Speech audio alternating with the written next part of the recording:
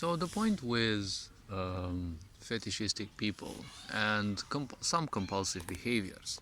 See, there were people asking around, why is it that so many people are so obsessed with certain things, and why is it that these things are basically like literally everywhere? It seems that nowadays they are everywhere, but some time ago they weren't.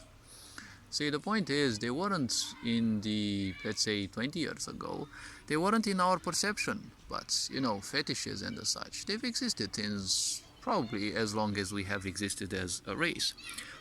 Because the moment we reach a certain, but we don't need to reach a certain level of awareness, it's just compulsions are a part of nature. See, nature gives you a body for free.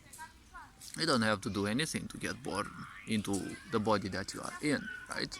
You don't have to do any chores or things like that. You are just given this free body. But the point is, there is in a way a price. See, compulsions and the such are part of this physical body. They are part of the mechanic, right?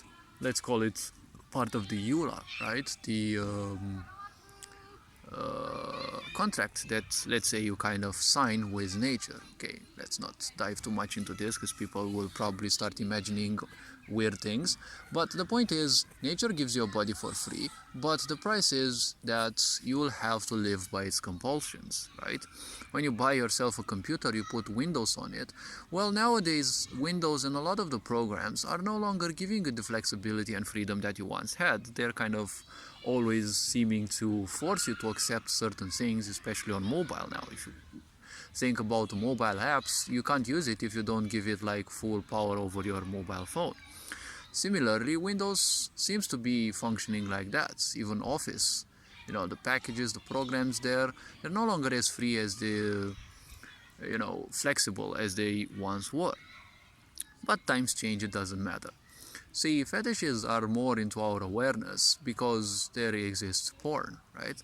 And not only that, but you can see these fetishes being exploited in movies as well, because it's, movies, especially Hollywood, they're doing certain dark tricks on people, and their movies have a purpose to simply exploit, and not only that, but also amplify certain things that, some people suffer from.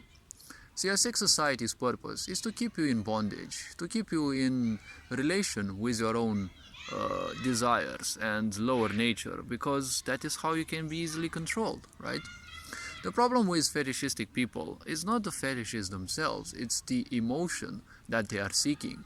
See, all fetishes stem from an insecurity, or better said, from a certain sense of lack, right? A lot of fetishes typically imply emotion and, physical touch. It doesn't matter how extreme they can be, it's all about physical touch. And the root of them all is lack of attention. I've been saying this for like 10 years, but people were accusing me of me being too young and not understanding things. But, idiot adults will stay idiot. The point is, when there is a lack of touch, you will have a necessity for it, right? If your parents don't give you the attention that you need, and not only your parents, but they have the most important percentage, right, of influence over you when you are the youngest, right? Because many people say school needs to teach children. No, schools need to teach children, but they don't need to educate children. Education comes from the family. If schools educate you, well, schools function in the whole country based on the same curricula. If the schools in the whole country educate children in a certain way like they do nowadays, and since the 17th century, 18th, 19th century better said, well, the point is, isn't that a firm foundation of communism? Because if schools teach you the same thing, that is how they function. But if they also add education in school, the point is, education everywhere in the country will be the same. So it's like everywhere, the people will be taught to act and function in the same way. So in a way, isn't that kind of a great pillar for communism? Because when everyone functions the same, when everyone thinks the same, isn't that a great foundation for the such, right? That is something in a way that, the industrial age brought. Because machines and suddenly complex working environments required people to be educated in mass. So that's how modern schools were created, right? But the problem is, modern schools don't just teach you stupid information that you can easily find on the internet, right? Schools are becoming extremely obsolete.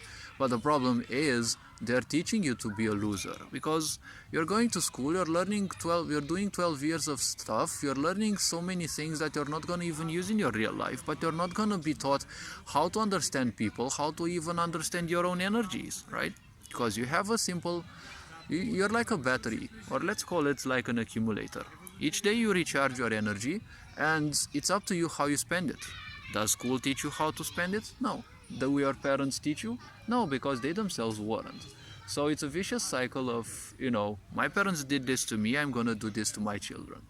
And, well, whoever transcends the cycle, well, gets to live a better life, I guess.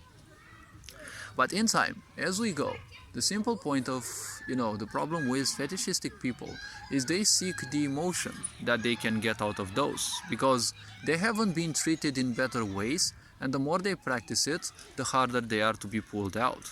So the point is, looking for some kind of these people, well, they're going to invite bad energies into your life. A lot of people want the opposite, right? They want to be dominant, they want someone to be dominated, or vice versa.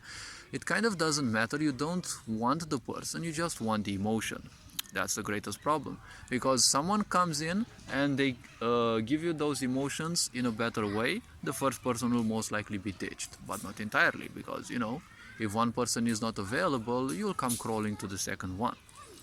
I've always been saying, in sadomasochistic relationships, there is no such thing as a ruler, right?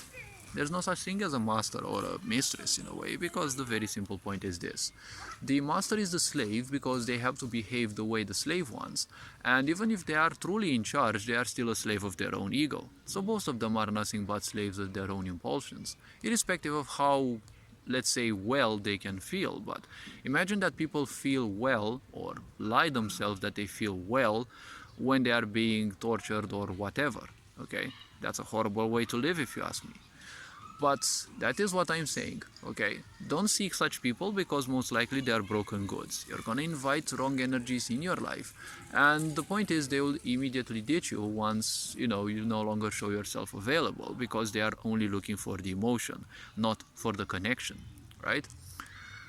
Healing this is only a personal thing. You'll find a lot of fake people who will tell you that if they peg you or do all sorts of these fetishes to you, they are healing your compulsions. No, they're never gonna heal your compulsions. Probably they're gonna act in a more sensual way, but it's not gonna make the compulsions go away. You can die 1,000 times and be reborn 1,000 times. If you are in a physical body, those compulsions will be there. Just because you have your compulsions met, the simple point is they are not away, okay? They will come back sooner or later. The more you focus on other things and you shift your energy towards other activities in life, it will be easier, right? This is called the sanskara, or your what you have become accustomed to, right? This is impossible to change. Change your karma first, or that which attracts you. If self-destructive behaviors attract you, obviously you will find them hard to resist.